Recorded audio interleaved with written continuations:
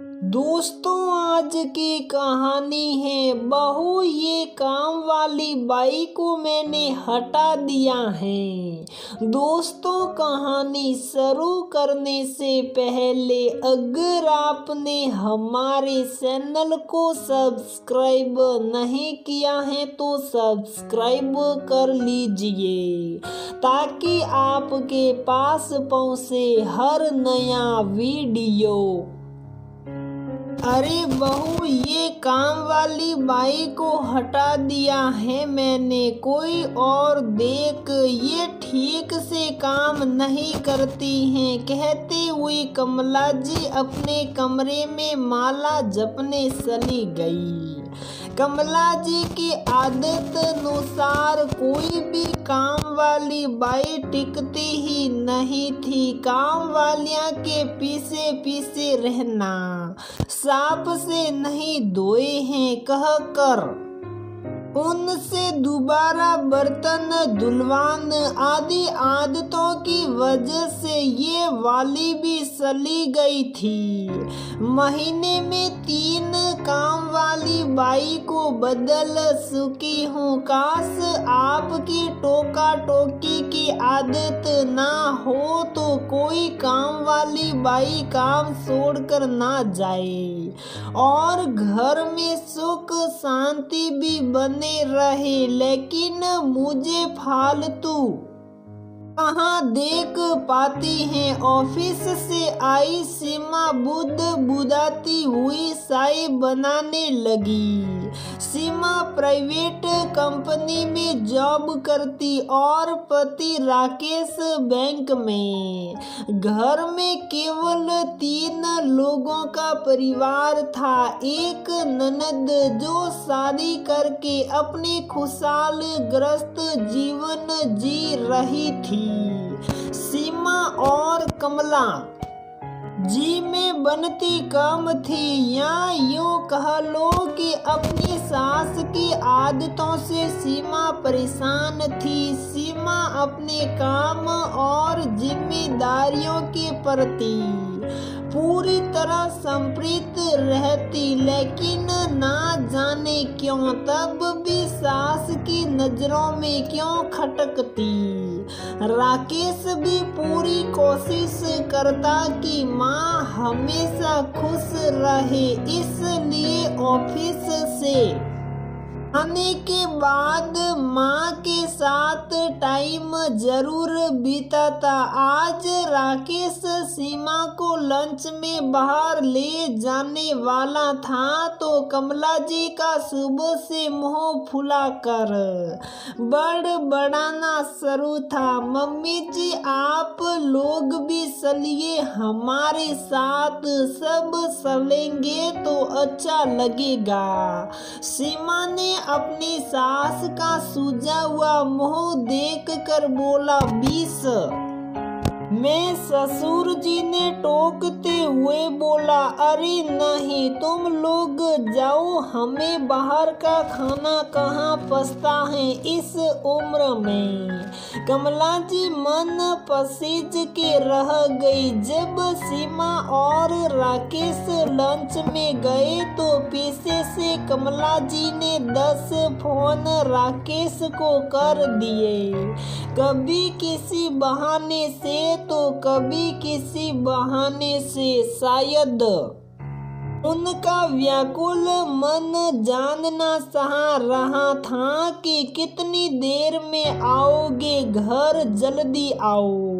राकेश हर बार प्यार से जवाब देता और फोन रख देता। राकेश, मैंने तो तुम्हें मना किया था मम्मी जी को हमारा इस तरह बाहर जाना अच्छा नहीं लगेगा, लेकिन तुम नहीं माने। सीमा ने उदास होकर कहा, सीमा का पति के साथ हंसना बोलना, उससे बातें करना जाने क्यों शुभ सा जाता था। कमला जी को बेटे बहू के निजी पलों में कमरे के बाहर शक्कर लगाना, उनकी बातें सुनना, शायद शादी के बाद बेटे का हाथ से फिसल जाने का डर था।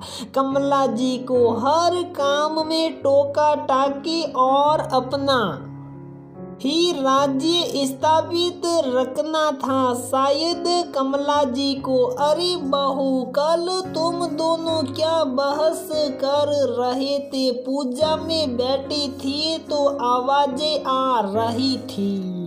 मम्मी जी, हम बहस नहीं कर रहे थे, हम बातें कर रहे थे। आपका ध्यान अगर पूजा में होता तो आप हमारी बातें ना सुन पाती। सीमा अपने में बुदाई शुरू में सीमा चुप रही, लेकिन अब वो भी चुप नहीं रहती। कभी काम वाली की वजह से या कभी कुछ और, आए दिन किसी न किसी बात पर बहस हो ही जाती।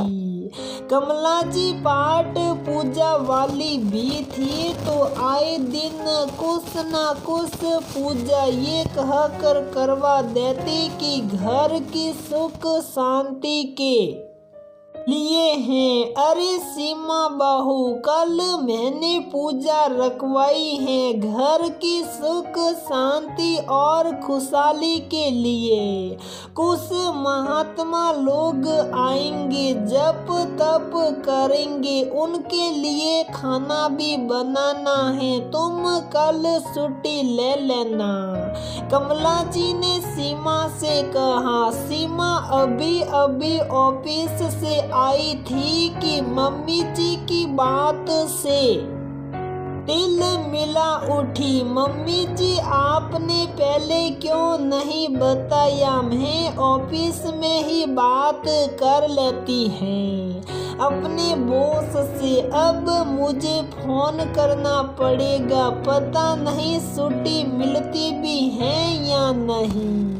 रोज रोज घर में पूजा है, इस बात पर अब कोई यकीन भी नहीं करेगा। क्या जरूरत है मम्मी जी हमेशा पूजा रखवाने की? बस आप अपनी कुछ आदतें ठीक कर लो तो हमारे घर में खुशहाली ही खुशहाली है, वरना ये पाठ पूजा करवा के कोई फायदा नहीं है। मैं जानती हूँ मुझ में बहुत कमी है, लेकिन जब आप बताओगे तो मैं उन कमियों को दूर करने का पूरा प्रयास करूंगी। हमारे दिलों में दूरियां रहे और हम घर की खुशहाली के लिए पाठ पूजा कराए तो उस पूजा का भी कोई फल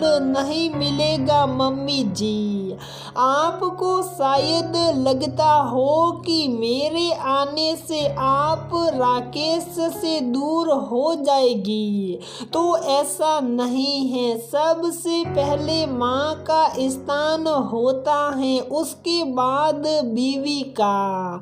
कहकर सीमा अपने कमरे में चली गई। कमला जी निरुत्तर होकर सीमा को देखती रही। अगले दिन सीमा ने पूजा की सारी जिम्मेदारियां अच्छे से निभाई। कमला जी का भी बड़ बोलापन थोड़ा कम था। पूजा के बाद राकेश ने माँ के पास आकर बोला, माँ, बीवी अपनी जगह है और आप अपनी जगह हो। माँ की जगह कोई नहीं ले सकता, कहकर राकेश ने अपना सिर माँ की गोद में रख दिया। कमला जी भी समझ चुकी थी कि रिश्तों में सबकी अपनी अपनो जगह होती है। राकेश का सिर सहलाकर कमला जी शायद यही सोच रही थी। दोस्तों, पाठ पूजा भी तब ही फलदायी होती है जब हम अपने मन की कड़वाहट को दूर करके भगवान की शरण में बैठते हैं। कोई भी रिश्ता हो एक हद में ठीक रहता है। तो दोस्तों, हमारी ये कहानी यहीं पर समाप्त होती है। अगर आपको हमारी ये कहानी पसंद आती है तो प्लीज वीडियो को लाइक करें, शेयर करें और हमारे चैनल को सब्सक्राइब जरूर करें।